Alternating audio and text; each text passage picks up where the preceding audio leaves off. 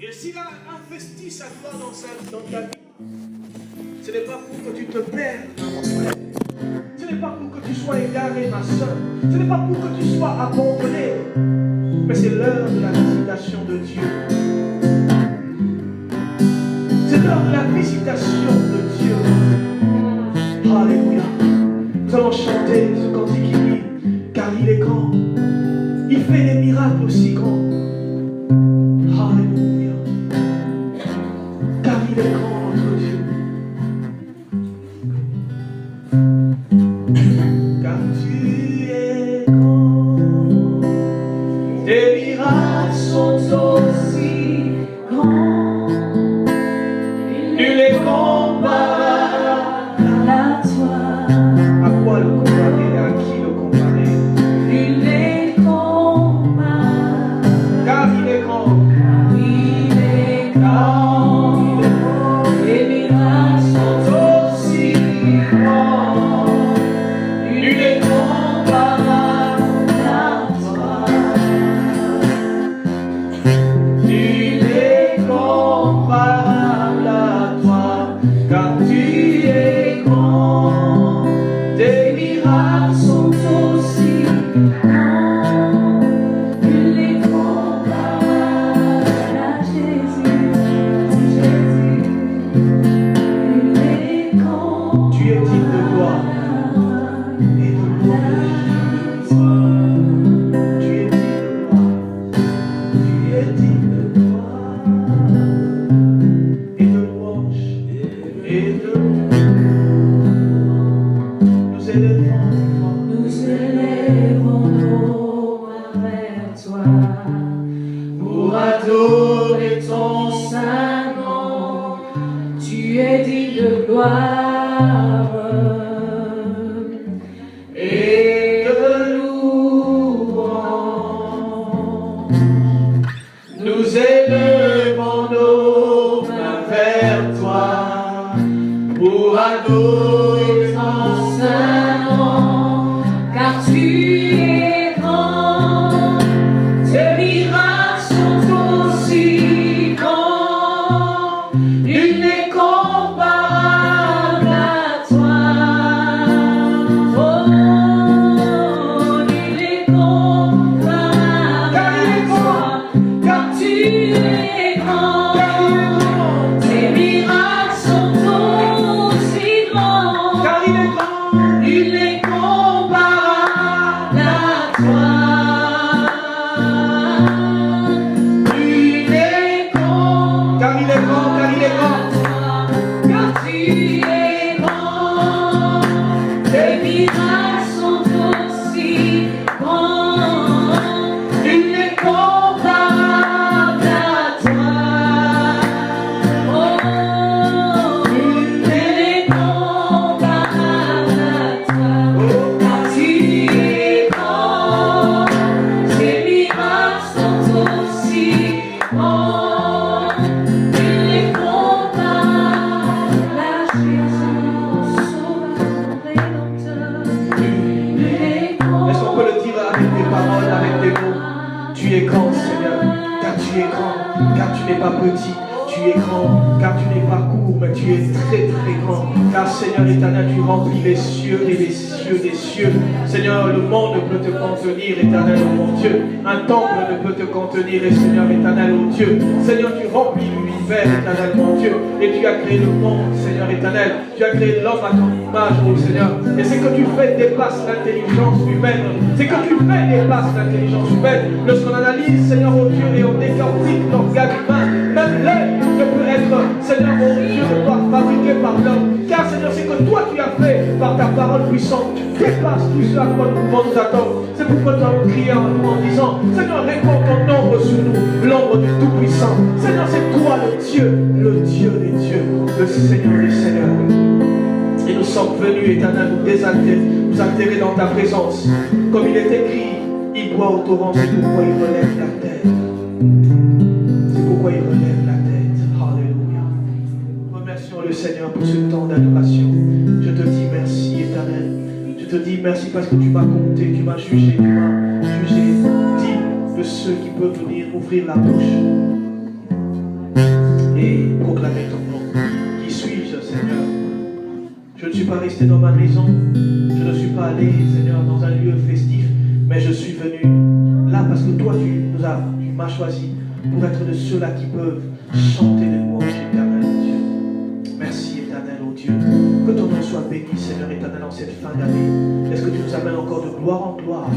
Et je te prie, mon Dieu, que le miraculeux nous accompagne, car si tu nous témoignes de ta présence, tu nous témoignes aussi, Seigneur, oh Dieu de gloire, de tes signes. Que la gloire te revienne, Jésus de Nazareth.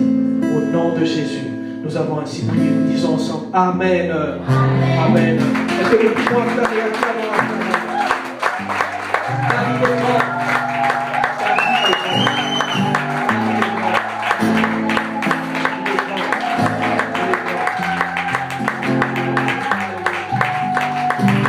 nous avons de la valeur à ses yeux.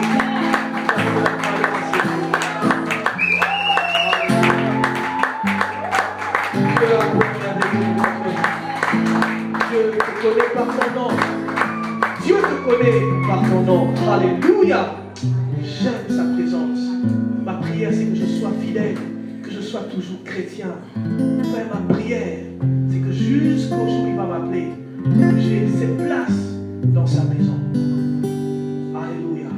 Car si nous avons goûté que l'Éternel est bon, ça ne sert plus à rien de retourner dans ces choses qui n'ont pas de valeur. Gloire à Jésus. Nous pouvons reprendre place et que Dieu nous bénisse. Amen. Je salue chacun d'entre nous par le nom du Seigneur. Et donc je crois que nous avons réussi à nous réveiller, même si nous avions une heure de plus. Donc l'heure a changé, mais le plan de Dieu n'a pas changé. Le plan de Dieu n'a pas changé. Comme vous le savez, nous avons encore l'honneur aujourd'hui de recevoir l'homme de Dieu qui vient de très loin. C'est un privilège pour nous. C'est un homme de Dieu qui sert Dieu avec passion, avec onction et avec si.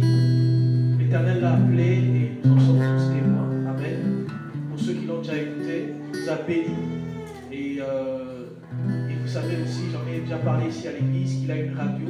Donc si vous voulez écouter des messages, allez sur Radio en Jésus, révélation sur révélation, et vous allez écouter des messages qui vont impacter votre vie.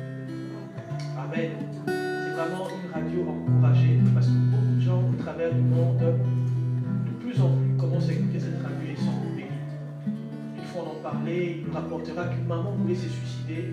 Quelque part dans le monde, elle a écouté et elle a pu faire ses actes. Amen. Et cet homme de Dieu sert Dieu depuis bien des années, depuis 20 ans. Et je suis témoin de ce que Dieu fait dans sa vie. C'est un homme que j'aime bien, on s'aime bien. Amen. Et donc quand il est là, c'est vraiment un privilège. Prophète Patrick, Dieu me remercie de venir soutenir l'œuvre de Dieu, d'apporter la parole de Dieu. Et nous sommes fiers de cela. Amen. Donc je ne veux pas prêcher plus, mais sachez-le qu'il ne vit pas ici, il vit à Londres. Et il est père et marié plus de lui, donc on va dire le contraire. Et nous allons prier pour lui aussi que le deuxième arrive, le troisième et ainsi de suite. Amen. Alléluia. Que Dieu soit béni. Donc nous sommes venus aussi écouter la parole du Seigneur. Et là, il vient de prêcher dans une église à la Louvière. Et après nous, il ira prêcher dans une autre église encore. Donc prenez ce que Dieu a prévu de te donner aujourd'hui. Ne pense pas celui qui n'est pas là, c'est toi qui es là. Donc nous allons prendre ce que Dieu est venu nous donner. Amen. Prophète, nous t'invitons et nous acclamons le Seigneur.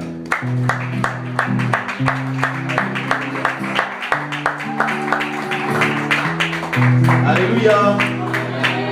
Est-ce qu'on peut se lever pour prier un tout petit peu, quelques minutes? Gloire à Dieu. Dieu est là, n'est-ce pas? Qui sent que Dieu est là? Moi, je sens que Dieu est là. Je sais que le Saint-Esprit est là. Est-ce qu'on peut fermer les yeux? Sois spirituel. Sois spirituel, ça veut dire tout simplement réaliser la présence de celui qui est esprit, qui est l'éternel Dieu. Il a dit là où 2 ou 3 personnes sont rassemblées à mon nom, je serai là. Et nous savons, Seigneur, que tu es ici au milieu de nous. Réalise la présence de Dieu. Réalise la présence de Dieu. Réalise le trône de Dieu devant lequel tu te tiens. Réalise qu'il est présent au milieu de nous et capable de faire les mêmes choses qui sont écrites dans la Bible. Capable d'accomplir les mêmes choses qui sont racontées dans les Écritures. Il est le même hier, aujourd'hui et à jamais. Je veux que tu élèves la voix. Je veux que tu lui dises, Seigneur, parle-moi comme tu ne m'as jamais parlé auparavant. Je veux que tu pries avec faim, avec soif, avec passion. Et je veux que tu dises, parle-moi comme tu ne m'as jamais parlé auparavant. Oh, je veux que tu répondes à mes questions. Je veux que tu sois la solution à mes problèmes. Je ne veux pas une parole qui va être comme une drogue que je vais prendre pour oublier les réalités de la vie pendant quelques minutes. Non, Seigneur. Je veux une parole qui va me transformer. Est-ce qu'on peut élever la voix?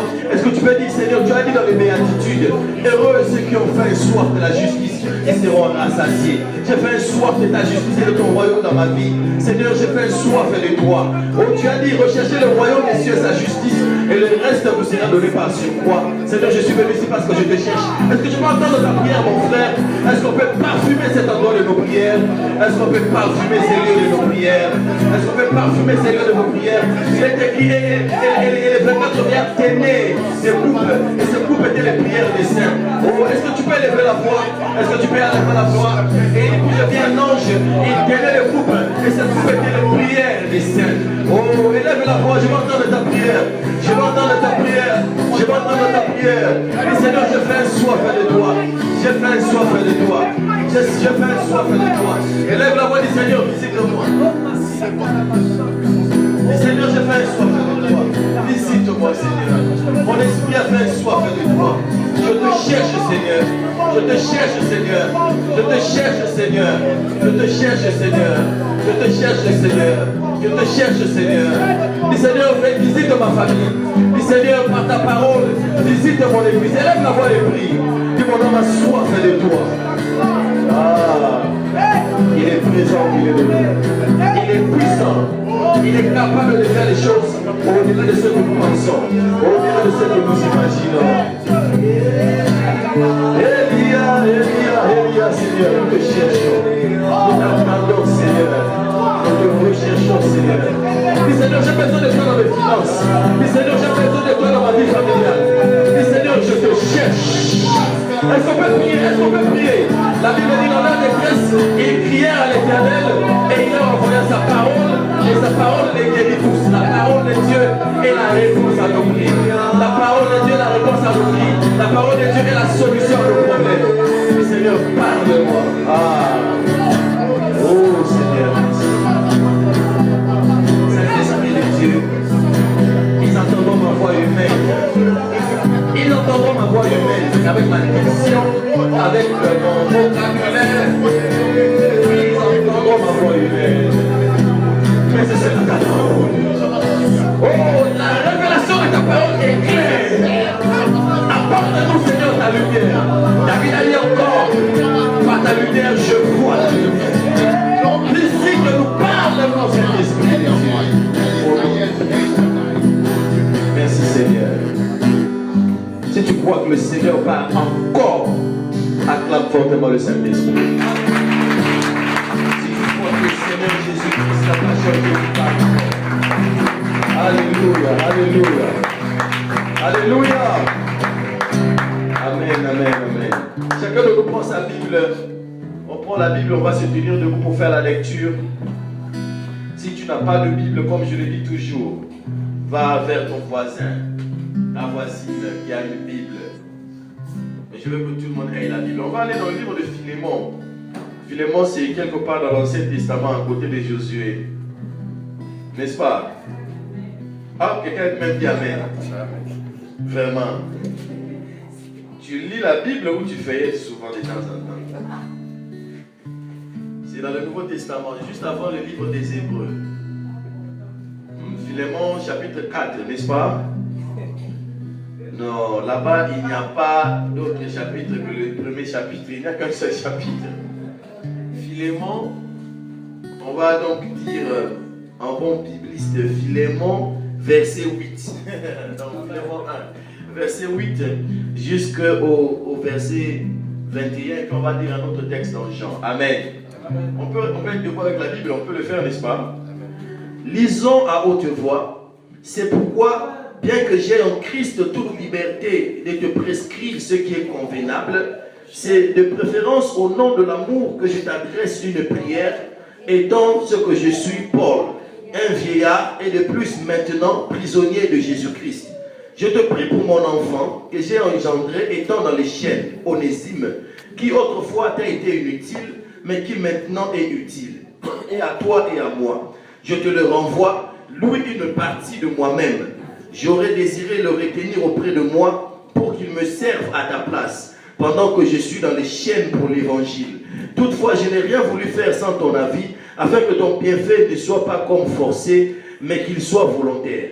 Peut-être a-t-il été séparé de toi pour un temps, afin que tu le retrouves pour l'éternité. Non plus comme un esclave, mais comme supérieur à un esclave, comme un frère bien-aimé, de moi particulièrement, et de toi à plus forte raison, soit dans la chair, soit dans le Seigneur. Si donc tu me tiens pour ton ami, reçois-le comme moi-même. Et si tu as fait quelque tort, ou si tu dois quelque chose, mets-le sur mon compte. Moi, Paul, je l'écris de ma propre main. Je payerai, pour ne pas te dire que tu te dois toi-même à moi. Oui, frère, que j'obtienne de toi cet avantage dans le Seigneur, tranquillise mon cœur en Christ. C'est en comptant sur ton obéissance que je t'écris, sachant que tu feras même au-delà de ce que je dis. Quelqu'un dit Amen. Amen. Donc c'est l'apôtre Paul qui est en train de faire une intercession en faveur de son fils spirituel Onésime auprès de son ami Philémon, qui selon le texte, on voit bien que Philémon était un homme libre, riche, et Onésime était son esclave, n'est-ce pas? Allons dans le livre de Jean chapitre 8, une histoire très connue que je veux lire, et puis on va faire une jonction entre les deux textes. Jean chapitre 8, quand même Jean aussi, si tu n'arrives pas à localiser ça, c'est que ton cas est grave. C'est que vraiment, comme on dirait en Afrique de l'Ouest, pour toi là c'est fort, hein? Jean chapitre 8, à partir du premier verset jusqu'au verset 11. Jésus se rendit à la montagne des Oliviers, mais dès le matin, il alla de nouveau dans le temple. Et tout le peuple vint à lui, s'étant assis, il les enseignait. Alors les scribes et les pharisiens amenèrent une femme surprise en adultère, et la plaçant au milieu du peuple, et dirent à Jésus, « Maître, cette femme a été surprise en flagrant délit d'adultère. Moïse, dans la loi, nous a ordonné de lapider de telles femmes. Toi donc, que dis-tu » Il disait cela pour l'éprouver, afin de pouvoir l'accuser.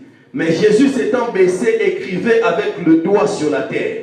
Comme il continuait à l'interroger, il se releva et leur dit, « Que celui de vous qui est sans péché jette le premier la pierre contre elle. » Et s'étant de nouveau baissé, il écrivait sur la terre. Quand ils entendirent cela, accusés par leur conscience, ils se retirèrent un à un, depuis les plus âgés jusqu'au dernier. Et Jésus resta seul avec la femme qui était là au milieu. Alors, s'étant relevé, et ne voyant plus que la femme, Jésus lui dit, « Femme, où sont ceux qui t'accusaient? Personne ne t'a-t-il condamné ?» Elle répondit, « Non, Seigneur. » Et Jésus lui dit, « Je ne te condamne pas non plus, va et ne pêche plus. » Dis, c'est la parole du Seigneur. C'est la parole du Seigneur. On nous assoit dans la présence de Dieu. Alléluia. Amen. Vraiment, merci au pasteur pour l'opportunité qu'il me donne de prêcher dans votre église. Vous êtes content de me revoir, n'est-ce pas? Amen. Moi, je suis content de vous revoir. Et vous aimez le pasteur, n'est-ce pas? Vous aimez le pasteur Fabrice. C'est un des rares bons pasteurs de Bruxelles, ici en Belgique. Tu sais que trouver un bon pasteur, c'est quelque chose de difficile. Hein? Tu peux aller même faire le tour de 4 à 5 églises au moins, selon mes études, avant de tomber sur un bon pasteur. Donc si la première fois que tu viens, tu tombes sur un bon pasteur, tu as la grâce. C'est le signe que Dieu a un plan pour toi. Et je vais acclamer pour le pasteur Fabrice et sa femme Barbara. Nous vous aimons. Nous vous aimons. Un jour, si le Seigneur le permet, je vais venir ici prêcher sur un des messages apocalyptiques que j'ai intitulé La chute de l'armée des cieux. Ce n'est pas mon message aujourd'hui. Mais j'aimerais quand même attirer l'attention. Jésus a dit dans le livre de Matthieu, chapitre 24, quand les Grecs sont venus pour voir Jésus. Vous savez, les Grecs ont fait le déplacement depuis la Grèce et ils ont décidé de voir Jésus. Ce philosophe, faiseur de miracles, qui est en train de secouer toute la Palestine. On aimerait bien le voir et comprendre c'est quoi sa pensée, en quoi il est différent de Platon, de beaucoup de sages de la Grèce. Et vous allez voir que quand les Grecs sont venus, Jésus a élevé le niveau du message.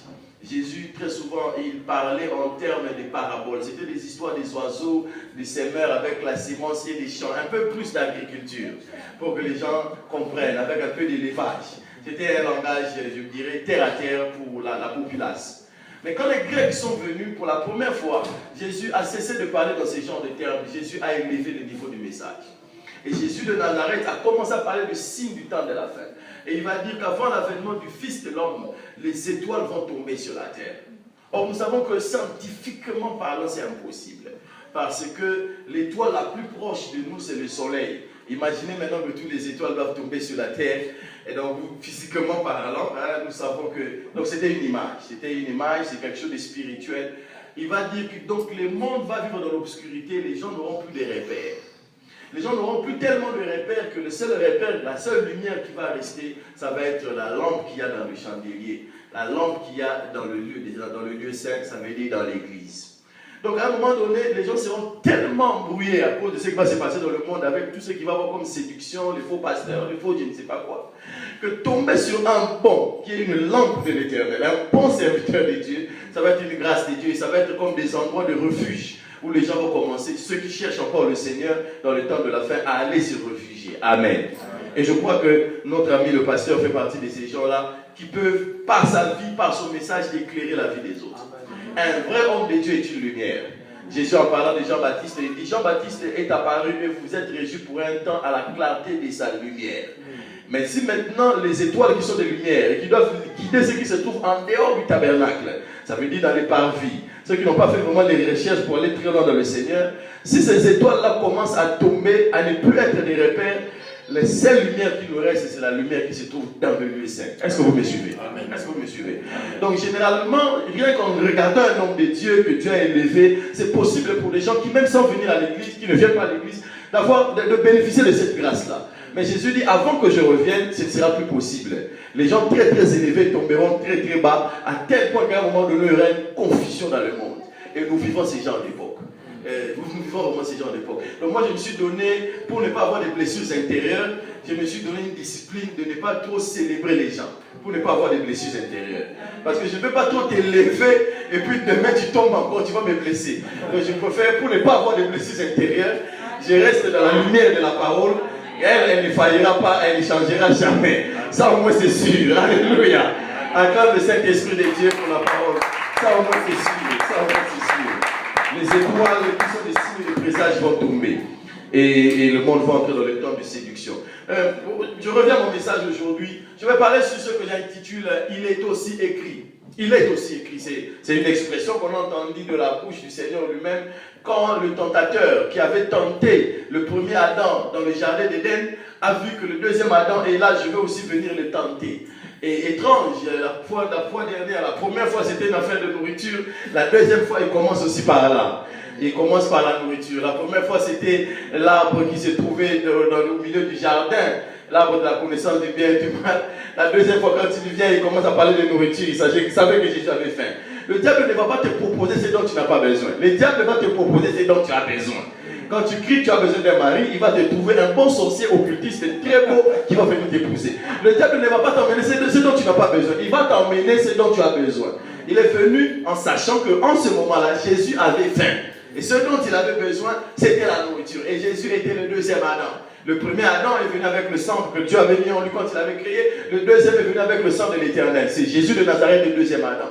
Et donc le tentateur, quand il est en train de tenter, parce qu'il est tentateur, parce que c'est dans sa nature, il est tentateur. Quand il vient, il commence à jouer son côté, je veux dire, l'art qu'il maîtrise le plus. C'est quoi l'art que le diable maîtrise le plus? C'est le côté juriste. Le diable est un bon juriste. Et c'est là le côté qu'on n'a pas beaucoup exploité en ce qui concerne Dieu et en ce qui concerne Satan. La Bible, quand on nous parle de Satan, dans le livre d'Apocalypse, on l'appelle le diable. Diabolos en grec, qui veut dire tout simplement accusateur. Ça veut dire que c'est celui qui a introduit le dossier dans la présence de Dieu, parce que l'Éternel est le roi des rois et le juge suprême. Amen. Il introduit aussi son dossier et là-bas, il y a des accusations. Le roi David est roi, ça veut dire lui-même il est le juge suprême. Dans la royauté, c'est le roi qui est le juge suprême. Il dit dans un des psaumes, il dit, moi David, je condamne toute langue qui s'élève en justice contre moi. Dans quel tribunal est-ce qu'on est en train d'accuser le roi? Puisque le roi lui-même est le roi suprême, il est le juge suprême. c'était un tribunal spirituel. Dans le tribunal spirituel, le diable, le diabolos, dans son côté, dans l'art qu'il maîtrise le plus, ça veut dire le côté juriste, il sait comment influencer la décision de Dieu concernant ta vie et influencer ta vie négativement. La Bible, quand on parle de l'histoire de Job, c'est tout simplement cela. Le diabolos, l'accusateur de nos frères, est allé là-bas et a cherché comment créer un dossier pour un homme sans dossier. Est-ce que vous me comprenez? Il y a des gens qui ont des dossiers. Il y a des gens, quand on ouvre leur dossier au ciel, ils ont déjà des problèmes. Mais il y avait un homme qui, lui, il était saint, il était pur, il craignait le Seigneur. Mais le diable a quand même cherché à créer un dossier. À tel point que quand le Seigneur lui dira, mais cet homme ne pourra jamais me maudire, il ne me suit pas parce que je le bénis, parce que je le garde, parce que le diable va dire à Dieu ceci. Tu dis, attends, tu ne connais pas Job. Tu dis que Job te craint. Non, Job te craint parce que tu le gardes. En d'autres termes, moi, Satan et mon armée, nous avons plusieurs fois attaqué Job et on a échoué. On a trouvé une armée d'anges autour de lui. C'est toi qui le gardes. C'est pour cela qu'il te craint. Permets-moi seulement de le toucher. En d'autres termes, donne l'autorisation aux anges de nous laisser passer. Pour que nous puissions déranger la vie de Job.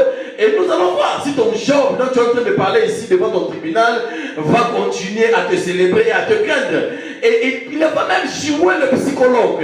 Il dit à Dieu, il dit peau pour peau. Peau pour peau. Un homme donnera tout pour sauver sa vie.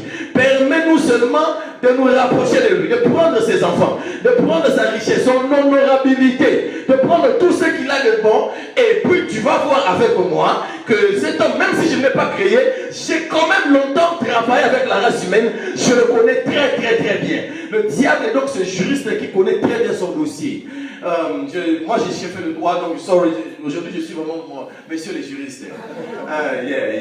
Quand le dossier de Dominique Strauss-Kahn a commencé, je donne un cas vraiment. Et j'étais à la maison, je regardais la télé, et puis on montrait à New York comment il y avait une femme qui l'avait accusé de tout ce dont on l'avait accusé. Et j'étais avec ma femme qui me dit, mais toi, monsieur les juristes, dis-moi, toi, tu dis quoi? Je dis, mais tu ne vois pas que depuis que l'avocat de la femme est en train de parler, de gesticuler, les gars de Strauss-Kahn ne disent rien. Et c'est des vieux avocats, regardez avec les cheveux. Ils ne disent rien, en d'autres termes, et ils sont en train d'observer, ils cherchent la faiblesse du dossier de cette femme-là. Je dis, en tout cas, je parie ici dans cette maison, 100 pounds, 100 livres sterling, ce gars va gagner ce dossier. Moi, parce que en ce qui concerne les débats au tribunal, le problème, ce n'est pas seulement la qualité de ton dossier. Le problème, c'est la qualité aussi de ton avocat. Ton avocat doit être vraiment intelligent pour pouvoir jouer avec tout, avec n'importe quoi. Est-ce que vous comprenez? Avec tout. Et je ne serai pas surpris quand je vais entendre l'avocat de Strauss-Kahn poser une question. Vous voyez la taille de cette femme, vous voyez comment elle est grande, et vous imaginez vraiment qu'on a violé.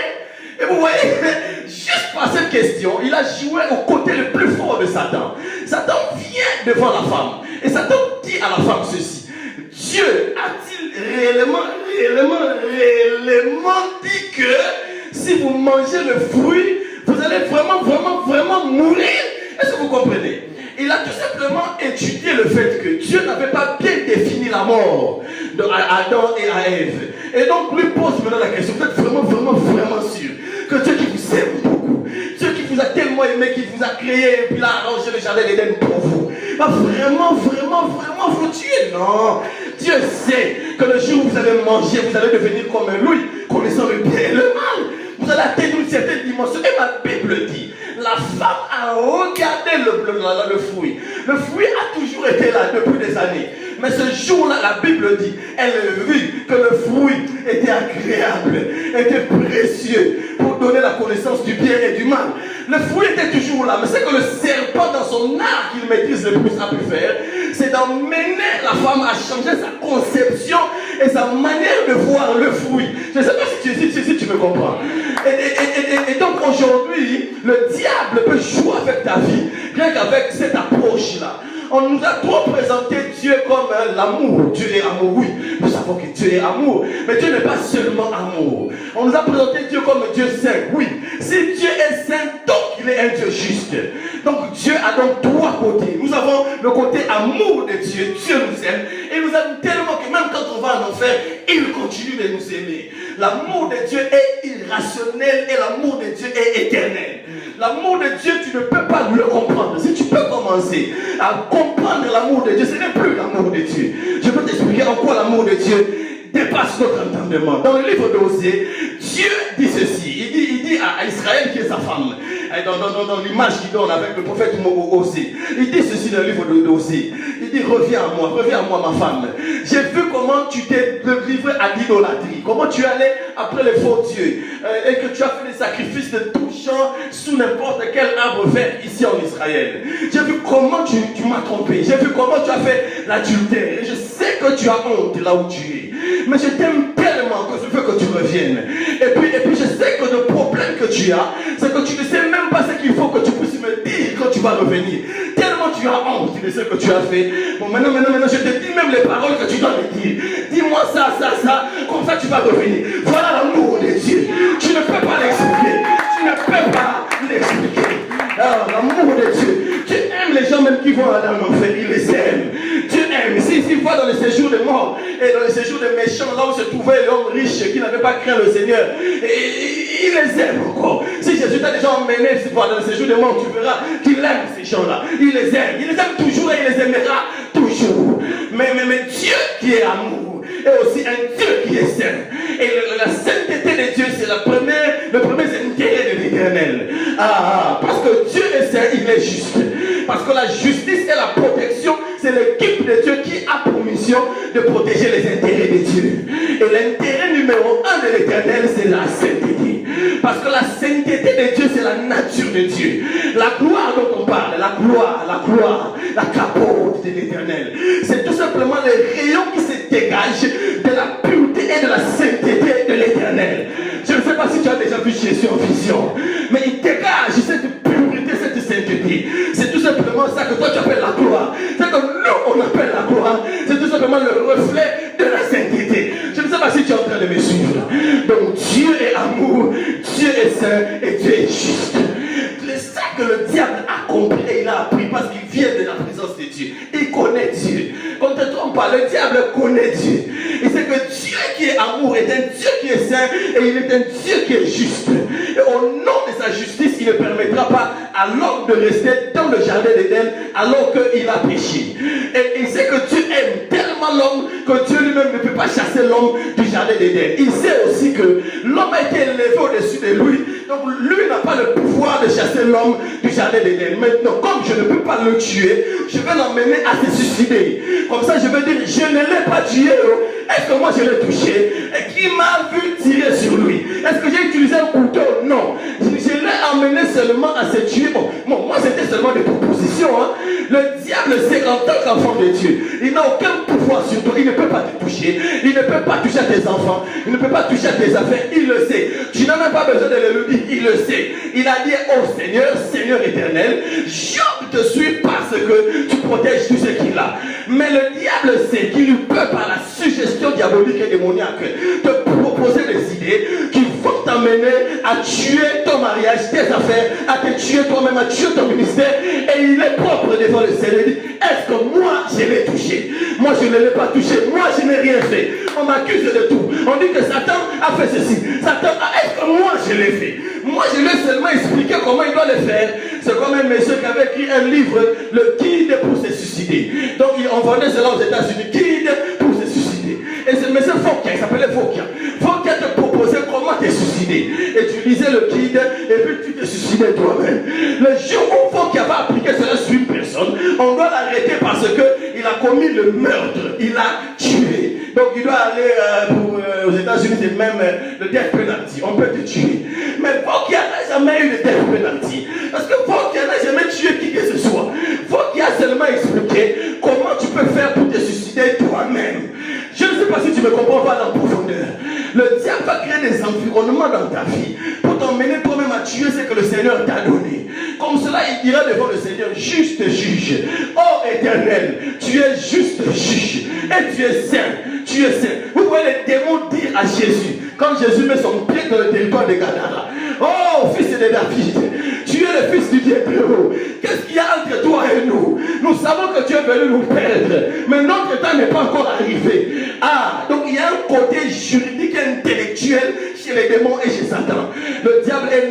l'élément diabolos. Il est l'accusateur qui crée des dossiers sur toi. Il t'accuse auprès de Dieu. Et quand il a fini de t'accuser auprès de Dieu, il revient vers toi. Et il commence à accuser Dieu auprès de toi. Il te dit, ah tu sais, si Dieu était bon, pourquoi est-ce que tu es en train de souffrir? Dieu ne t'aime pas. Si Dieu t'aimait, tu n'allais pas souffrir. Tu n'allais pas manquer ceci. Dieu ne t'aime pas. Et tu commences à haïr le Seigneur. Il te fait haïr auprès de Dieu. Et il fait Dieu haïr auprès de toi. Il est diabolos. Il est accusateur. Tu me diras, mais c'est quel lien avec ma vie? Nous avons par notre sang hérité des choses. Et on en parle, on en parle, on en parlera toujours. Quand on parle de malédictions héréditaires. David dit, je me lève contre toute langue qui s'élève en justice contre moi. Je condamne toute accusation qu'il y a sur moi. Les accusations, ce sont des actes juridiques qu'il y a dans le monde spirituel. Ça existe. Le Seigneur dit au prophète Zacharie, il dit, Zacharie, qu'est-ce que tu vois? Et Zacharie dit, ah, je vois le super sacrificateur je suis. Et je le vois tout sale devant le trône de Dieu. Mais je vois à côté Satan qui est en train de l'accuser. Voilà pourquoi le travail sur la terre pour la reconstruction du temple n'avançait pas. Parce que l'autorité élevée qui était le souverain sacrificateur Josué avait des problèmes spirituels, des réclamations spirituelles sur sa vie. Et le diable qui s'était la diabolos, l'accusateur, pour introduire le dossier et dire, mais non, lui ne peut pas. Jésus en parle à son fils spirituel Pierre. Il dit, mon ami Pierre, cette nuit, j'ai vu Satan qui t'est réclamé. Ça veut dire Satan est en train de voir le trône du Seigneur. Et Satan a dit, moi je veux le prémisse du ministère de Jésus-Christ. Je veux l'apôtre Pierre, celui que moi je veux. Je le réclame. Il dit, j'ai vu Satan, il te réclame. Et j'ai vu comment il veut te cribler comme le froment. Mais j'ai prié pour toi. Tu verras que dans la vie de l'apôtre Pierre, il va échapper à la mort plusieurs fois. C'est lui, l'apôtre Pierre, qu'on va mettre en prison dans Actes chapitre 12 pour l'exécuter après la mort de l'apôtre Jacques. Parce que le diable le réclamait. Quand il y a des réclamations spirituelles sur toi, mon ami, ta vie ne sera pas comme la vie des autres. Tu auras des combats bizarres qui n'ont pas de sens, mais qui montrent que quelqu'un est en train de te réclamer. David, après avoir pris la femme de tout, il dit ceci dans Psaume 51. Mon père et ma mère m'ont conçu dans l'iniquité. L'iniquité, c'est quoi? C'est le péché que tu commets par réflexe, parce que c'est en toi, c'est au-dedans de toi. Tu le fais naturellement, parce que c'est au-dedans de toi.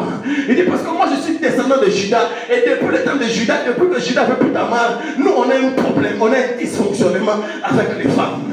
C'est pour cela que le fils de David, qui s'appelait Salomon, dès qu'il avait vu Dieu, dès qu'il avait l'intelligence, la sagesse, l'argent, son problème c'était aussi celui-là, le problème des femmes, et cela l'a conduit même à adorer les faux dieux. Je ne sais pas si je suis en train de parler à quelqu'un, mais je suis prophète et je sais que je suis en train de te parler. C'est pour cela que même si Moïse voyait Dieu face à face, il y avait le diabolos, l'accusateur, qui avait des dossiers sur lui. Moïse a été initié dans l'occultisme avant de connaître le Seigneur. Lis la Bible. La Bible en parle. La Bible dit qu'il a été initié dans toute la science de l'Égypte. Parce que Moïse, on le préparait à être pharaon. Moïse a grandi comme le fils de la fille de pharaon. Moïse était un prince. On le préparait à devenir un pharaon. Et quand Moïse rencontre le Seigneur, Moïse commence à marcher avec le Seigneur. Moïse a l'onction. Moïse devient ami de Dieu. Mais le diabolos, l'accusateur de nos frères, a quand même un dossier sur Moïse. Il sait que Moïse est descendant de Lévi. Moïse est descendant de Siméon. Et Jacob, au moment de mourir, avait dit ceci, que Israël n'est pas part à ce que fait Lévi et Siméon. Parce que dans leur colère, ils avaient tué des gens parce qu'ils voulaient venger leur sœur Dina. Et à cause de cela, il y a un problème dans le couple lévitique. Le problème, c'est que dans cette tribu-là, leurs problèmes, ils sont très colériques et pour un rien, ils te tuent. C'est pour cela que même la sœur de Moïse, Myriam, avait le même problème. Et le diable sait qu'il y a quelque chose dans ton corps qui combat ta destinée. Paul en parle autrement. Dans Romains chapitre 7, il fait tout un exercice sur ça. Il dit, moi je veux faire le bien, mais je fais le mal. Je veux faire le bien, mais je fais le mal. Je ne veux pas faire le mal, mais je fais le mal. Il dit donc, si je fais le mal, ce n'est plus moi qui le fais, mais c'est quelqu'un d'autre qui le fait. Ça n'a pas de sens. Parce que pour moi, si tu as tué, c'est toi qui as tué. Mais il dit non, ce n'est pas moi. Il dit, je trouve donc dans mes membres, dans mon corps, quelque chose qui lutte contre la loi de mon entendement intérieur. Je trouve dans mon corps quelque chose qui combat la loi de Dieu, le plan de Dieu dans ma vie. Ah, je ne sais pas si tu me dis, tu m'entends. Je suis en train de parler à des gens qui sont en train de se battre avec des problèmes en secret dont ils parlent à personne. Je parle à des gens, c'est pour cela que tu peux même te lever, tu deviens croire. Mais le diable au sein de ces histoires, il va seulement ouvrir. Ah, je ne sais pas si tu crois en ces choses, mais moi je crois en ces choses. C'est pour cela que Paul va dire, mais qui me délivrera de ces cadavres de la mort? Gloire soit rendue à Dieu au travers de Jésus-Christ, notre Seigneur. Ah, je peux l'en profiter. Il y avait souvent des mamans dont leur rêve était, moi ma fille va épouser un pasteur. Comme si tu es un pasteur, toi tu n'auras pas les mêmes problèmes. Et très souvent ces femmes-là, c'était des femmes qui avaient épousé des hommes qui étaient infidèles, qui allaient de femme en femme. Et donc ces mamans-là se disaient, si je donne ma fille en mariage à un pasteur, elle ne va pas vivre ce que moi j'ai vécu. Moi j'ai vécu avec un mari qui a de l'argent, mais j'avais au moins 10, 15 rivales. Mais au moins si ma fille épouse le jeune là qui parle beaucoup en langue là, si ma fille l'épouse, en tout cas ma fille n'aura pas les problèmes. Mais ce que la dame ne sait pas, c'est que le jeune là a un sang dans son corps. Et que l'âme d'un homme se trouve dans son sang. Et que lui aussi il a des issues qui viennent de son père, de sa mère, de son grand-père. Ah, je ne sais pas si tu comprends. Et qu'à un moment donné, le diable, l'accusateur, va venir réclamer. Et les réclamations peuvent être liées même à ton nom. Les réclamations peuvent être liées à ton origine. Ça, quelle que soit la sorte. Mais il y a des réclamations. C'est au nom des réclamations qu'à un moment donné, Pierre n'a pas compris comment il a dit, je ne suis pas disciple de Jésus. Quand la réclamation est en train d'opérer, tu ne réaliseras pas. C'est très souvent, si tu as un lien de divorce dans ta vie, tu sais quand est-ce que tu vas te rendre compte que le divorce est mauvais? C'est le jour où le juge a des maintenant signé et puis il dit, vous êtes divorcée madame. C'est ce jour-là que tes yeux vont s'ouvrir. Et puis tu te rends compte, mon Dieu, qu'est-ce que je viens de faire? Alléluia. Parce que la réclamation a la capacité de t'aveugler ta réflexion, d'aveugler ces choses. Et la mort de Jésus, la Bible dit à la croix, il a déchiré l'acte dont les ordonnances nous condamnaient. Quand on dit l'acte, les gens disent, mais c'est quoi? Un acte, c'est une loi. Une loi dont les ordonnances, ça veut dire les articles, les sections, comme on dirait chez nous en anglais. L'acte, une loi dont les articles étaient contraires à notre vie. Et lui, quand il est mort à la croix, il a fait quoi? Il a déchiré cela. Je ne sais pas si tu comprends. Il a déchiré ce dossier qui avait sur lui. C'est comme le système carcéral et criminel dans les pays scandinaves. Il est étrange. C'est l'un de ces pays où, quand on t'a condamné pour crime, on peut t'offrir la possibilité de décider quand est-ce que tu penses que tu peux venir commencer ta peine, ça veut dire entrer en prison. Parce que tu peux avoir un job, tu peux avoir je ne sais pas quoi, et puis tu dis, bon, en tout cas, moi, maintenant, là, je ne suis pas prêt, parce que j'ai mes enfants, permettez-moi, dans 3 mois, je vais venir. Et donc, pendant les 3 mois, vous pouvez manger avec ce monsieur, vous pouvez danser avec lui, vous pouvez même, vous pouvez faire tout ce que vous voulez. Mais il y a un acte dont le dossier les condamne. Il y a une décision en justice qui dit que lui, d'ici telle date, il doit aller en prison. Donc vous pouvez manger, rire, faire tout ce que vous voulez. Mais un jour, il va vous dire, bon les amis, moi je dois vous laisser parce que les policiers sont à ma porte, ils sont venus me prendre, je dois commencer ma peine. Alléluia. Beaucoup de gens sont comme cela. Ils ont des ministères, ils ont des mariages, ils ont des business, ils vivent, appelez ça comme vous voulez. Mais il y a des dossiers dont les ordonnances les condamnent. Il y a des réclamations spirituelles sur leur vie. C'est l'histoire d'Onésime. Paul, avec les chaînes, avec une liberté provisoire, avait la possibilité d'évangéliser même dans les rues. Mais il marchait avec des chaînes, il avait des chaînes physiquement. Et l'apôtre Paul, dans son évangélisation, va emmener un homme au Seigneur, Onésime. Onésime, selon sa classe sociale, était esclave. Et Onésime, en fait, ils se sont retrouvés là-bas parce qu'Onésime avait fui son maître. Et Paul, en cherchant, se rend compte que son maître est son ami. Il le connaît. Il s'appelle Philémon. La loi disait que lorsque un esclave a commis un délit et qu'il a disparu dans la nature, tout celui qui va le trouver a 2 options. La première, c'est que tu le tues. La deuxième option, tu l'emmènes vers son maître. Donc cet homme était un fugitif. Il rencontre l'apôtre Paul et il donne sa vie à Jésus. Et quand il donne sa vie à Jésus, il explique sa situation. Et l'apôtre Paul dit, ok, je comprends ta situation. Et puis je vois que tu as changé. Et les théologiens font beaucoup de débats. Il y en a qui disent non, il avait volé. Il y en a qui disent qu'il avait pris la femme de je ne sais pas qui. Il y a beaucoup de théories là-dessus. Mais il avait quand même commis un délit qui faisait de lui un fugitif. Il a commis le délit et il a fui. Esclave qui fuit. Un esclave qui fuit, est-ce que ça le rend libre? Non. Parce que pour que vous deveniez libre, il faut qu'il y ait une loi qui dise que maintenant vous êtes libre. Je ne sais pas si vous me comprenez. C'est comme ça que les États-Unis, il y a toujours des débats. Les intellectuels qui disent, mais non, c'est pas Martin Luther King qui a rendu les Noirs libres. c'est le président Johnson qui va signer une loi qui va dire maintenant on abolit la ségrégation raciale. Martin Luther King pouvait marcher, chanter à Every Dream, dire à Every Dream, crier à Every Dream. Le dream là n'allait jamais s'accomplir jusqu'à ce que le président des États-Unis passe une loi qui disait maintenant on abolit cette loi de la ségrégation raciale. Est-ce que vous me comprenez? Aussi longtemps que la loi était là, tout ce que vous pouvez faire, marcher, tuer, fâcher-vous, faire des déclarations de tout genre, vous êtes toujours sous cette loi. Seule une loi peut changer la loi. Seule une loi peut remplacer la loi. Il faut aller vers la personne qui avait fait la loi. Comme c'était les autorités américaines qui avaient établi cette loi, il fallait que les mêmes autorités américaines puissent changer la loi. La Bible dit que la loi est bonne et elle est irréprochable. Ça veut dire que la loi, même si tu n'es pas d'accord avec, elle est quand même là. C'est elle là qui est la loi.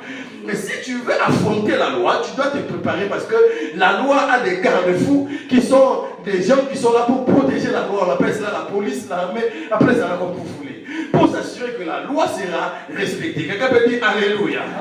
Est-ce que vous m'autorisez à parler? Si vous êtes fatigué, vous me dites je vais arrêter. Donc lorsque on analyse cette histoire de Paul, Paul joue le rôle d'un intercesseur qui est en train de réintroduire Onésime dans sa destinée. Quelqu'un doit te tenir dans la main et t'introduire dans ta destinée. Il y a des endroits dans la vie où tu n'entreras pas de toi-même.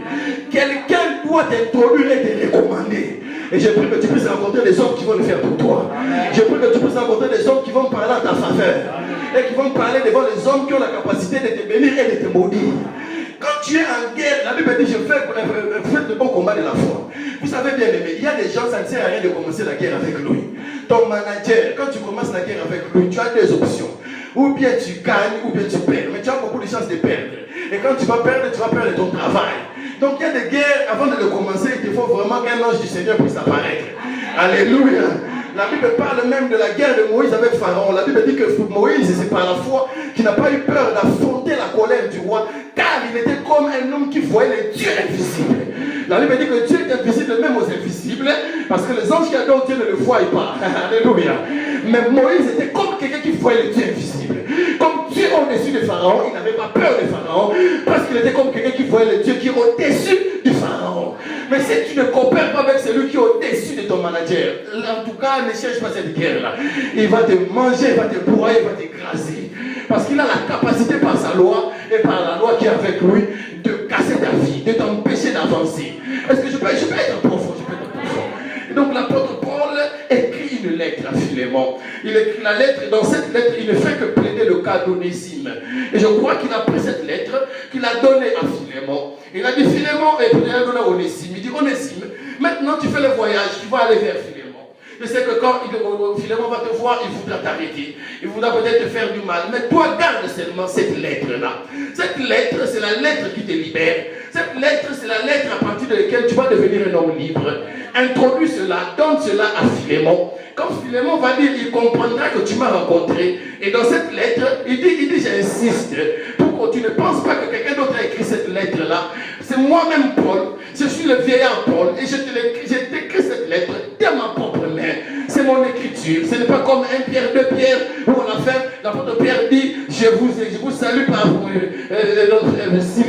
Sylvain par qui j'ai écrit cette lettre.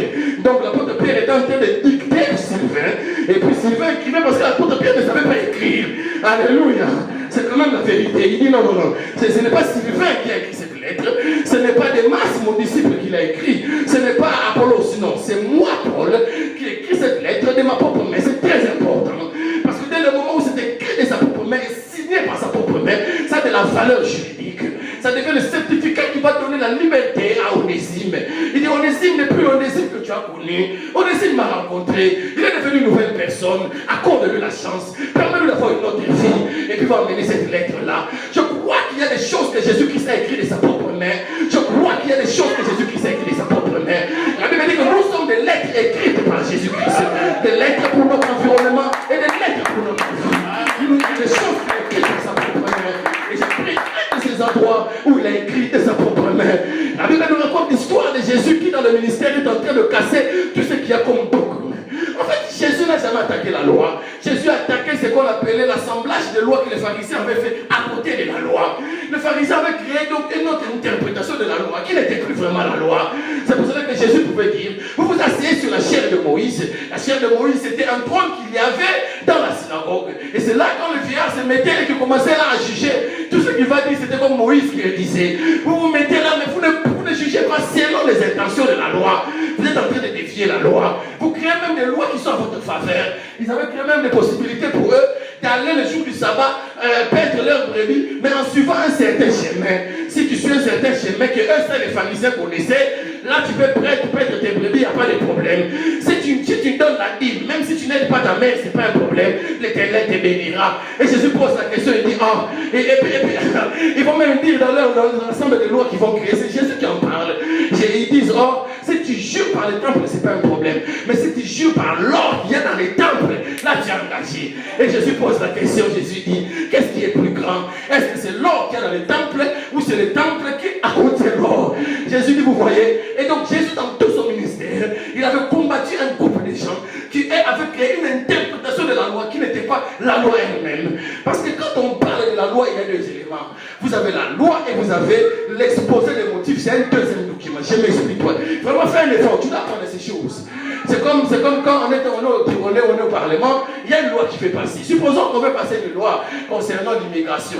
Les gens vont débattre sur la loi. On va d'abord faire un document chez nous en Angleterre qu'on appelle le White Paper. C'est un proposal. On écrit, on l'envoie à toutes les organisations qui sont impliquées dans ce dossier-là pour dire, bon, vous pensez quoi? Les gens donnent leur point de vue. Les gens disent non, les gens disent oui. Les gens font même tout un lobby. Mais bon, c'est quand même la loi. Et puis après, c'est comme l'exemple d'une loi récente qui est passée aux États-Unis, la loi Dodd-Frank, qu'on a même actionné ici au niveau de l'Europe. Cette loi-là a eu 215 amendements. Ça veut dire que chaque fois, il y avait quelqu'un qui disait, moi je ne suis pas d'accord avec. Il faut vraiment que cette phrase-là. Pourquoi vous avez dit, pourquoi la virgule là est là au lieu qu'elle soit là-bas? Pourquoi? Et puis donc c'est comme ça que c'est dit. C'est comme ça que c'est très souvent. Et puis après, bon, on conclut, on décide, on publie la loi. Maintenant, quand on publie la loi, il y a la loi. Et puis il y a un deuxième document qu'on appelle exposé des motifs. Dans ces documents-là, on explique l'intention du parlementaire quand ils avaient jugé, quand ils avaient décidé la loi. Est-ce que tu me suis maintenant? Donc nous avons la loi écrite, la parole écrite, le logos, nous avons la loi, mais nous avons aussi l'interprétation qui doit aller avec cette loi-là, qui est liée par l'intention des législateurs. Quand ils ont fait cette loi sur l'immigration, par exemple, qu'est-ce qu'ils avaient en tête? Quand ils disaient que si tu es sans papier, on va te ramener vers la frontière. Est-ce que ça veut dire qu'on a le droit de te tuer, même ramener même ton cadavre? Ou bien on pourrait... Voilà. Donc on doit... Parce que le policier qui va exécuter cette loi, lui n'était pas au Parlement, lui n'était pas là-bas. Donc il faut ce document-là. Le juge qui va juger sur base de cela, il n'est pas député, il n'est pas parlementaire, il n'est pas sénateur. Donc lui n'était pas au... Donc il a besoin de l'exposer des motifs pour appliquer la loi selon l'intention du parlementaire. Est-ce qu'on a fait un peu de coup de droit? Alléluia. Maintenant ça va. Maintenant c'est clair. Donc vous avez la loi et vous avez l'exposé des motifs. Maintenant quand la Bible dit dans Isaïe chapitre 58, vous ne jeûnez pas selon l'intention du Seigneur. C'est de cela qu'il s'agit. Vous faites l'abstinence, vous ne mangez pas, vous ne buvez pas, mais ce n'est pas ça le vrai jeûne. Parce que pendant que vous êtes en train de le faire, vous faites souffrir les pauvres, vous êtes en train de faire souffrir les étrangers, vous êtes en train de faire souffrir la veuve. Dites-moi, quel genre de jeûne vous êtes en train de faire? C'est pour cela que quand la femme va donner l'offrande au temps de Jésus, Jésus dit, ah, vous avez vu les gens qui ont donné les offrandes? Seule cette vieille dame a donné, elles tous n'ont pas donné. Parce que c'est possible spirituellement de donner sans donner. Les gens ont vu que tu as donné, mais le ciel n'a pas vu que tu as donné. Et Jésus dit, de tous les gens qui ont donné, il n'y a que cette femme-là qui a donné. Pourquoi? Parce que cette femme-là a donné selon l'intention qu'il y avait derrière le principe du donner. C'était, Seigneur, je te donne ce que je m'abandonne à toi, prends soin de moi, car le lendemain, pendant soin de moi-même, j'ai confiance en toi. Oh, mais maintenant, qu'est-ce qu'on faisait dans les synagogues? Les gens venaient au temps de l'offrande, ils venaient le tout dernier, ils étaient très bien trappés, ils avaient de l'argent, et ils venaient donner leur superflu. Ils étaient comme un milliardaire qui donne une offrande de 10 000 euros. Tu seras content, mais Dieu ne sera pas content. Parce que les 10 000 euros là ne veulent rien dire par rapport à lui. C'est des superflus. C'est l'argent qu'il utilise dans une journée de vacances. Ça ne veut rien dire. Oh, alors un ami m'a fait rire, il m'a dit, ah mais pasteur, on aura quand même de partant de pasteur besoin d'avoir une offrande des hommes riches, une offrande de la veuve. Parce que l'offrande de la veuve ne peut pas payer la salle, mais l'offrande des riches peut quand même, vraiment. Vous voyez, quand les gens sont connus par autre chose, ils interprètent aussi les textes autrement. Ah, c'est comme si tu veux être un bon prédicateur. Tu ne dois jamais avoir ton idée à toi, et puis tu cherches maintenant un texte qui va aller selon ton idée. Non, tu dois lire la Bible et dire, qu'est-ce que la Bible me dit ici? La Bible s'interprète par la Bible. J'ai lu les principes de l'homilétique. Tu ne dois pas, c'est comme tu as ton idée à toi, tu crois, toi-même tu crois en la polygamie. Maintenant tu cherches des textes qui vont dans ce sens-là. Parce que la Bible parle de tout. Elle parle de l'occultisme, elle parle de la polygamie, elle parle de tout. La polygamie est biblique, mais elle n'est pas chrétienne. Alléluia. Donc si toi tu cherches un texte, le texte sera là dans la Bible. On va te dire que David avait plusieurs femmes. On va te dire que Salomon avait plusieurs femmes. On va te dire qu'Abraham, on va te raconter ces histoires-là. Mais ce n'est pas chrétienne. Alléluia. Donc tu dois lire la Bible et comprendre qu'est-ce que la parole de Dieu elle-même dit. Et donc nous avons des gens qui sont devenus très forts dans l'art de jouer avec le texte. Et ça c'est le côté, c'est l'art de Satan qui aime de jouer avec le texte. Et puis dit, mais est-ce que ça veut vraiment dire ça? Ça veut vraiment dire ça. Tout ce que tu veux nous faire avaler là, ce n'est pas le contenu, pas ce que le Seigneur avait dit. Alléluia. Donc il vient, il dit, mais transforme ces pierres en pain. Jésus sait qu'il a fait. Mais Jésus dit, il est aussi écrit. Il n'est pas seulement non, mais il est écrit que si tu te jettes sur la montagne, il ne permettait pas, j'envoie mes anges, regardez, il est écrit, Jésus dit, il est aussi écrit. Tu ne tromperas pas le Seigneur ton Dieu. Le problème de beaucoup de gens, quand le diable vient avec lui, il est écrit, ils n'ont pas il est aussi écrit. Parce que, et c'est ça mon message, à chaque effort de ta vie, retiens cette parole. Le diable viendra toujours pour te dire tu ne peux pas avoir cette bénédiction. Il ne va pas utiliser autre chose que la Bible, la parole de Dieu. Pour te dire, écoute-moi très bien, est-ce que toi tu penses que tu remplis les conditions? Oh, je vais te donner des exemples. La promesse disait, la guérison sera sous ses ailes. Elle le dit dans le livre de Zacharie, la guérison sera sous ses ailes. Le mot elle, c'est titi en hébreu, qui veut dire aussi le pan de la robe. La femme à la perte de sang sait que la guérison sera sous ses ailes. Elle se dit, je vais aller toucher le pan de la robe. Mais la loi de Moïse dit que quand tu as la perte de sang, tu dois vivre à la frontière de la tribu comme les lépreux. Et chaque fois que tu dois venir devant les gens, tu sais qu'est-ce que tu dois faire? Tu dois crier impur. Et puis les gens commencent maintenant à te laisser la route. Mais si tu as déjà crié impur, et que les gens t'enfuient, comment vas-tu toucher les pas de la robe? La promesse dit, la guérison sera sous le pan de la robe.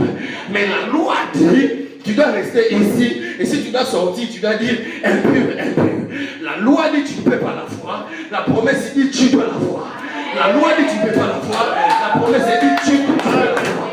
Maintenant, comment tu fais pour ne pas violer la loi? Parce que la loi a des gardes du corps qui sont les anges de la justice. Celui-là même qui s'était révélé à Jacob, qui lui avait dit, toi comment tu t'appelles? Tu ne peux pas traverser ce Jourdain. Alléluia.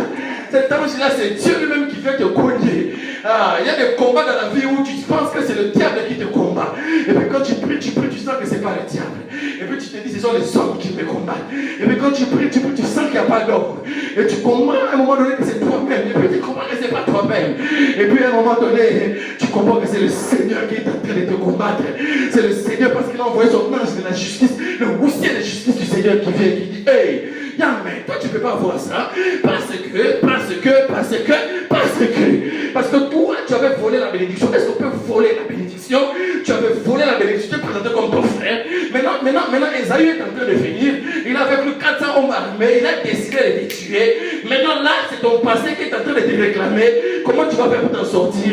Parce que ton problème c'est que tu es Jacob. Mais maintenant tu deviens Israël. Il faut qu'on change la loi, qu'on change le dossier qui est au ciel sur toi. Sinon ton futur va être un désastre. La promesse dit, tu dois devoir Jésus, tu dois rentrer à Canaan, tu ne mourras pas. Mais la loi est en train de te dire, toi tu avais volé, il a le droit de te tuer, il a le droit de te frapper. C'est comme ça qu'on réglait le problème d'héritage. Alléluia. Est-ce que je parle en profondeur? Je parle en profondeur. Voici une femme de la tribu de Lévi, elle est tombée enceinte avant le mariage. La loi dit, si tu tombes enceinte avant le mariage et que ta grossesse ne vient pas de ton mari a le droit de t'abandonner, de casser les fiançailles. C'est ce que la loi dit. Donc Joseph sait que s'il abandonne le mari, il n'y a pas de problème, il est dans l'égalité. La promesse maintenant dit, l'enfant qui naîtra de cette femme héritera du trône de David, ton père à toi Joseph. La loi dit, tu dois l'abandonner. La promesse te dit, non. Il faut aller derrière l'intention que le Seigneur avait quand il avait mis la loi. Ah, je vais t'emmener plus loin dans la prière. Tu dois apprendre dans l'intercession à discuter même avec le Seigneur. Tu dois atteindre cette dimension-là dans la prière. Elle dit, mais non, c'était pas ça l'intention que tu avais.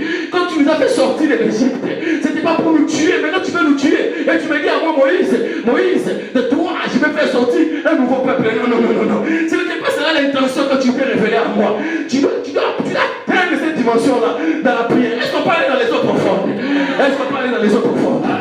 Donc la loi est contre toi, quelque part. La promesse te dit, vas-y. Et la femme s'est dit, ok, je ne vais pas affronter la loi, sinon la loi sera contre moi. Je vais contourner la loi. Et la femme s'est rabaissée. Elle a commencé à faufiler. Il y a des endroits dans la vie où tu peux réagir. Il y a des endroits dans la vie où tu ne peux pas entrer tout debout comme ça avec toute ta dignité. Il y a des endroits, la Bible dit, humilie-toi sur la main puissante du Très-Haut. Et il te lèvera. Il y a des saisons dans la vie où tu dois apprendre à te cacher jusqu'à ce que Dieu lui-même puisse t'élever. Et la femme, c'est comme cela qu'elle a vu. Mais elle a touché le pan de la robe. La Bible dit la coulée de sang s'est arrêtée automatiquement. Parce qu'elle avait rencontré la puissance de Dieu. Et Jésus pose la question, qui m'a touché? Qui m'a touché? Mais beaucoup de gens te touchent. Il dit non. Il y en a qui me touchent sans me toucher. Quelqu'un m'a touché. Et Jésus a sorti une force qui est sortie de lui. Parce que la foi qui a la révélation attire l'onction et la puissance de Dieu. Quelqu'un peut dire alléluia. Les lois de la famille, les lois des gens peuvent dire, oh non, dans notre famille, avant de se marier, il faut d'abord avoir un enfant. Et vous êtes devenu comme une pratique, quoi. Mais tu dois être capable de t'élever contre ces choses. Elle dit, ces réclamations-là n'auront pas de pouvoir sur moi. Moi, je veux me marier selon le plan de Dieu, au nom puissant de Jésus-Christ. Quelqu'un peut dire, j'aime la révélation. Le diable utilisera toujours la loi. Et la loi était venue pour casser le mariage de Marie. La loi était venue pour détruire la destinée de Jésus. Et la loi était bonne. Et la Bible dit, Joseph était un homme qui craignait le Seigneur. Il disait, non, je ne peux pas accepter une pareille chose. Mais avec la révélation, maintenant là, tu peux avoir la vérité. La révélation, maintenant, c'est quoi? La révélation, c'est quand par le Saint-Esprit, Dieu t'amène derrière le texte. Il te dit, oui, le texte dit ça, mais voici l'intention qu'il y avait dans le texte. On pose la question à Jésus sur le mariage. On dit, maître, est-ce qu'il est permis de répudier sa femme? Parce que Moïse, dans la loi, nous a autorisé de répudier sa femme et de lui mettre des divorces. Jésus dit, il n'en était pas ainsi au commencement. Dans l'intention même de Moïse, quand il avait permis le divorce, c'était pas ce que vous faites. Vous savez qu'est-ce qu'il faisait? Ces gens-là, pour un petit rien, divorce. Un petit rien, divorce. Un petit rien, divorce. C'était comme ça. Et puis, des fois, il y en avait quand il divorçait, il refusait de donner la lettre de divorce à la femme. Donc maintenant, cette femme-là, si tu la prenais, tu as commis l'adultère parce que cette femme doit avoir ce papier-là, signé de son mari, qui montre qu'elle est libre, elle est maintenant divorcée. Est-ce que tu me suis? La loi était là. Maintenant, l'application montrait que les gens étaient allés au-delà de l'intention de la loi. L'intention, c'était pas que le divorce soit comme quelque chose qu'on fait à la seconde comme ça. C'était pas cela l'intention. Parce que voici une femme qui vient dans la vie d'un homme, qui trouve qu'il a beaucoup d'argent, il a un grand travail, il a un homme et son meilleur ami, c'est le Seigneur. Cette femme-là, c'est elle. Elle emmène des problèmes dans la vie de cet homme. Par légalement, en n'étant pas bien avec le serpent. Mais est-ce qu'Adam a demandé le divorce pour autant? Est-ce qu'Adam a demandé le divorce? Quelqu'un m'a dit, mais c'est pas, ce n'est pas l'option. Alléluia. Et Jésus dit, il n'en était pas ainsi au commencement. Dans l'intention de Dieu, quand il faisait ces choses, ce n'était pas comme cela. Et donc, il vient avec la loi. La loi qu'ils utilisaient dans Lévitique, elle est en train de dire que si un homme commet l'adultère avec une femme, les deux seront lapidés.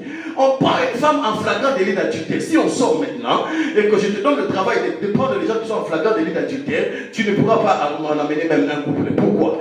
Parce que les gens qui veulent commettre l'adultère, la première chose qu'ils font, c'est de s'assurer qu'on ne va pas les attraper. C'est d'abord la première chose. Donc je suis de ceux qui croient que c'était un coup monté. Cette femme-là avait un problème de péché sexuel, mais que cette femme-là, selon moi, ça n'engage que moi, c'était l'un de ces vieillards-là, l'un de ces gens-là qui avait commis l'adultère avec la femme. C'est pour cela que la femme s'est retrouvée elle-même.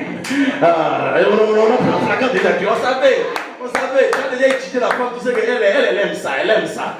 Et puis vous la piégez. Et puis après, vous venez l'arrêter. Et puis maintenant, Jésus à côté, là, lui dit que c'est lui qui est en train de casser toutes nos lois. Donc on va voir, on l'amène. Allez, on met la femme au milieu. Jésus commence automatiquement à écrire. Il est assis en position de juge. Et il commence avec son doigt à écrire. Ils sont en train de faire un débat sur une loi de Moïse, que Moïse avait reçu devant le Seigneur face to face. Mais ils ne savent pas que le Seigneur dont on parle, c'est celui-là même qui est assis.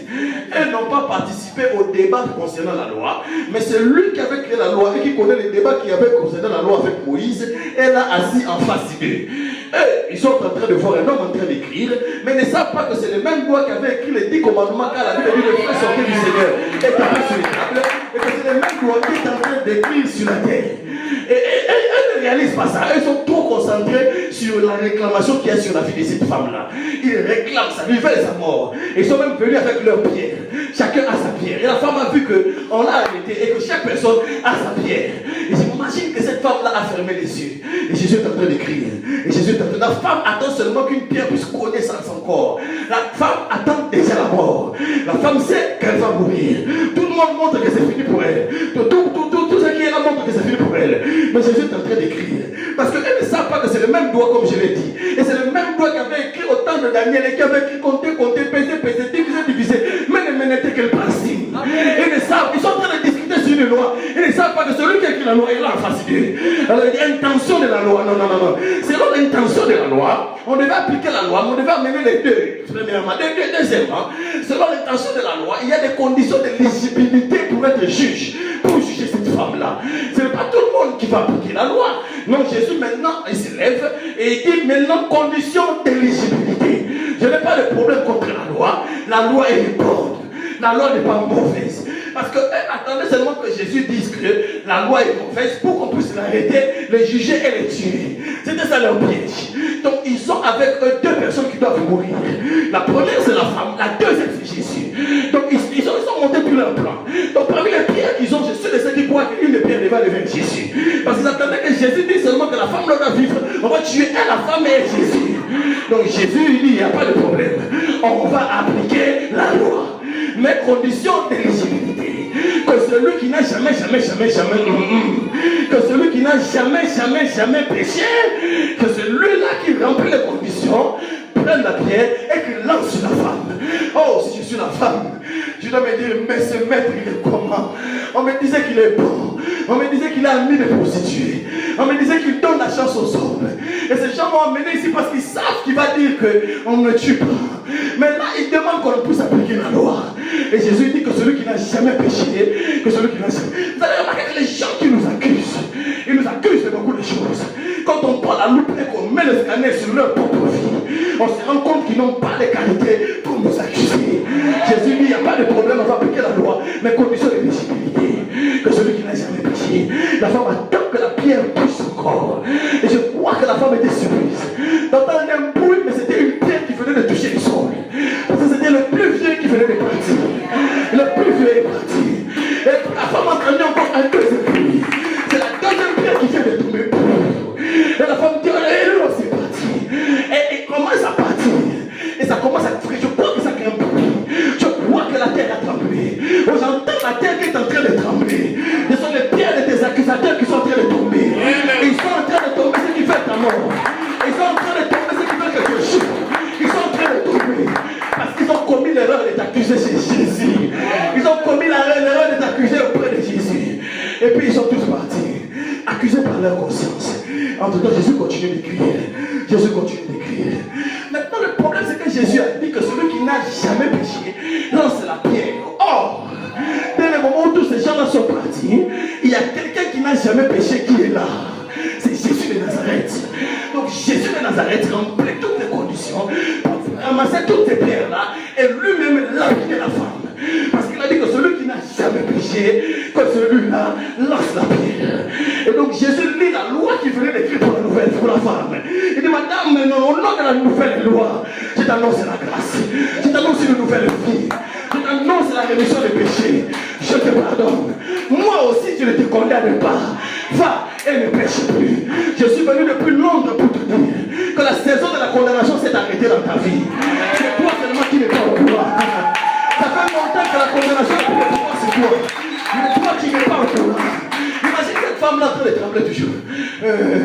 Et puis Jésus pose la question, où sont ces gens qui sont là, qui t'ont accusé? Maître, ils sont partis. Pourquoi ils rampent? Parce qu'elle sait que toutes les pièces sont encore là. Et que celui qui n'a jamais péché est là en face de moi. Des fois on est libre, mais on n'est pas conscient qu'on est libre. Des fois nos ennemis nous ont abandonnés, mais on n'est pas conscient qu'ils sont déjà partis. Je termine par cette histoire.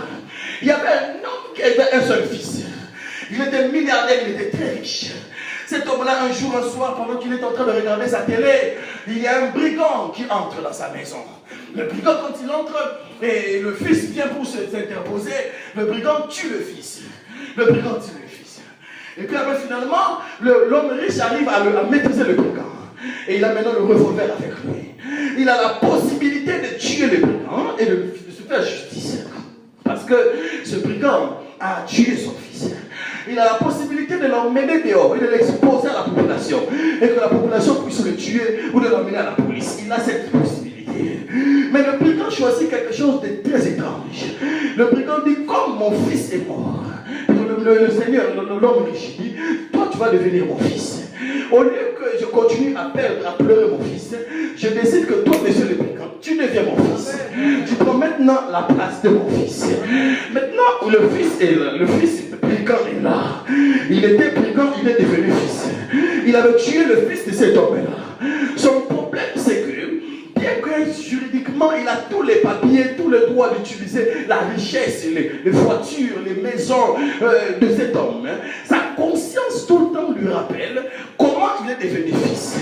Tu es devenu fils parce que tu avais tué le fils héritier de cet homme-là. Tu es un assassin. Et donc même quand des fois le maître de la maison, le propriétaire, s'attend à le voir se comporter comme un fils, prendre des initiatives comme un fils héritier, il est toujours hésitant. Et des fois, l'homme riche le regarde du coin de l'œil, fait semblant de ne pas le voir. Et une fois que ce monsieur vit toujours dans les remords, c'est cela l'image des chrétiens.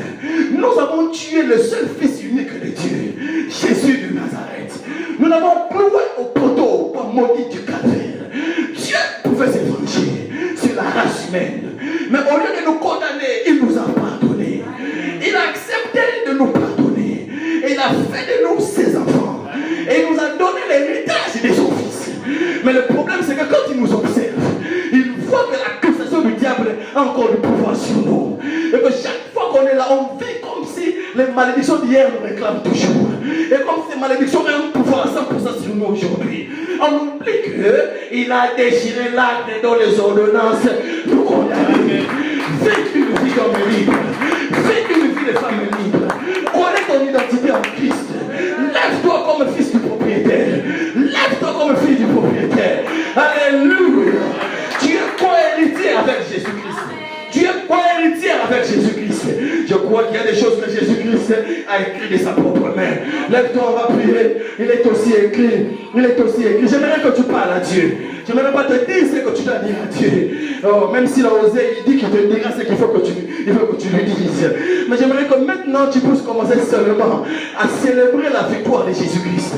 Et à dire, Seigneur, aujourd'hui je comprends que les accusations de ma famille qui me réclament, les accusations de mon environnement, les accusations de mes origines, les accusations de mes propres actions n'ont plus de pouvoir sur moi. Ce que mes ennemis disent sur moi n'est pas important. Je ne suis pas ce que le péché dit que je suis.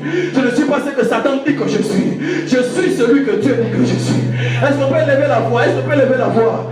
Ah, je vois comme une nuée de l'éternel ici, comme la fumée de Dieu. Je dis ce que je vois. Est-ce qu'on peut se tenir debout tout simplement? Tout le monde, s'il vous plaît.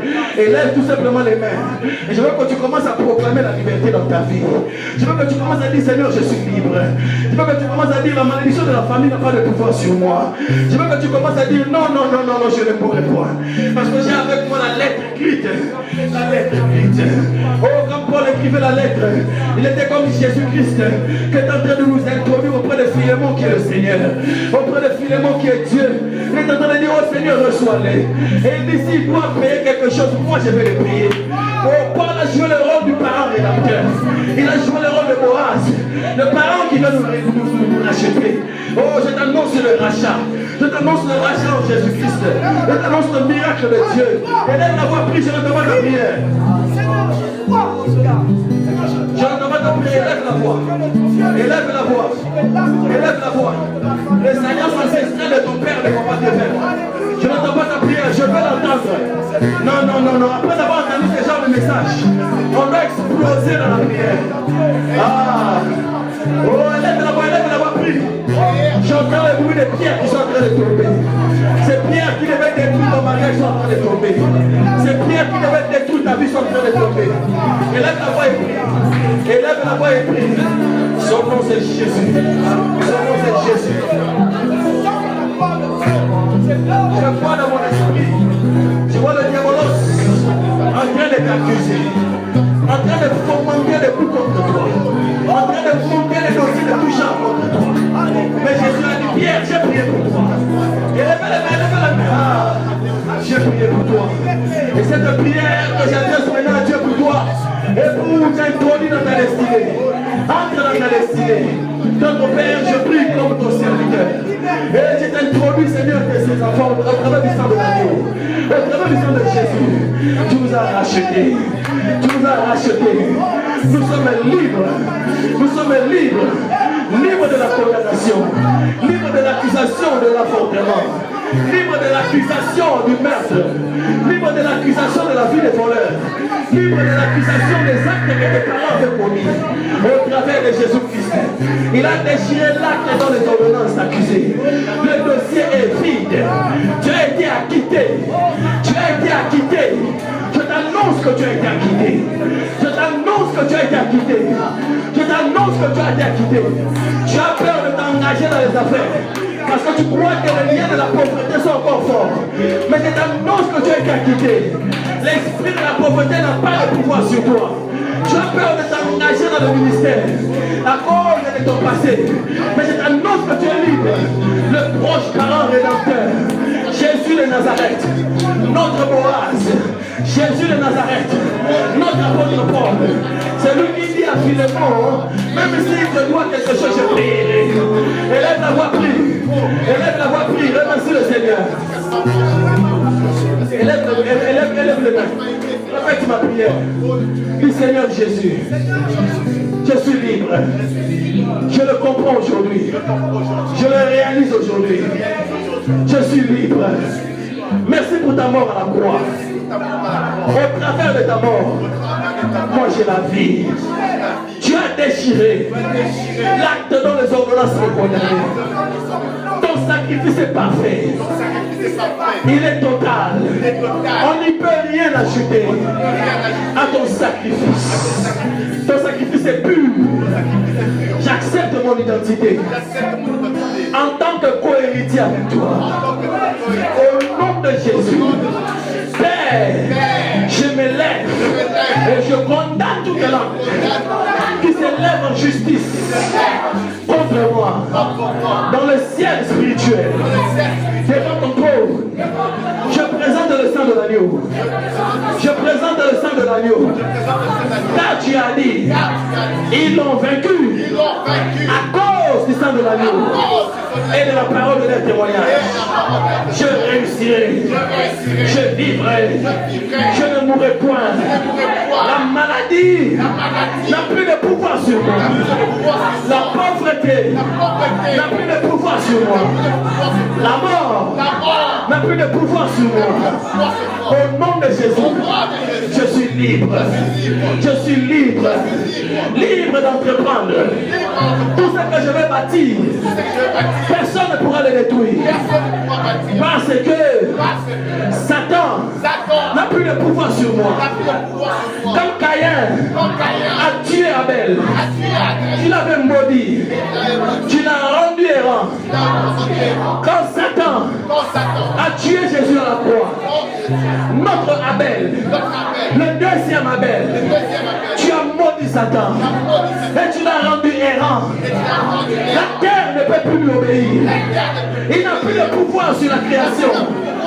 Au nom de Jésus, Satan ne peut plus prospérer dans ma vie. Au nom de Jésus, à cause du sang de Jésus, du sang du deuxième Abel, je proclame la victoire. Seigneur Jésus, tu es mon apôtre Paul, mon parent rédempteur, mon Boaz, celui qui a introduit Philémon, celui qui a introduit Onésime. Chef Philémon, tu m'introduis auprès de Dieu. Et je sais que ta parole est ma lettre. C'est la lettre que j'ai. Mon certificat de délivrance. Mon certificat de liberté. Mon certificat de but d'un homme libre. J'ai droit à la vie. Non, je ne mourrai pas. Je vivrai. Je vivrai. Je vivrai. Et je raconterai les œuvres de l'Éternel. Glorifie le Seigneur, comment tu l'as glorifié le Seigneur. Et là, glorifie le Seigneur. Il est aussi écrit. Il est aussi écrit. On déclare avec nous. Alléluia. Gloire à ton nom. Alléluia. Merci Seigneur. Oh, merci pour le feu de ta présence. Oh Seigneur, merci. Oh éternel Dieu de gloire. La loi et l'esprit de la loi. Pour l'écriture et l'esprit de l'écriture. Merci Seigneur éternel, car aujourd'hui, Seigneur éternel, nous avons entendu ta parole. Il est écrit qu'à la loi et au témoignage, si on ne parle pas ainsi, il n'y aura point de rang pour le peuple. Il n'y aura pas de baptême pour le peuple. Le peuple sera errant. Le peuple maudira son roi et son Dieu. Mais si l'on parle ainsi, ceux qui habitaient dans les ténèbres, ceux qui étaient assis dans les ténèbres, voient une grande lumière. Une grande lumière. Une grande lumière. Un temps de visitation. Un temps de nouveau commencement. Nous sommes là pour des héritiers dans la maison. Et nous héritons. Nous acceptons d'hériter. Nous acceptons de croire que le passé est le passé. Et que tu es le Dieu qui nous fait entrer dans ces grandes choses. Alléluia. Mais à frères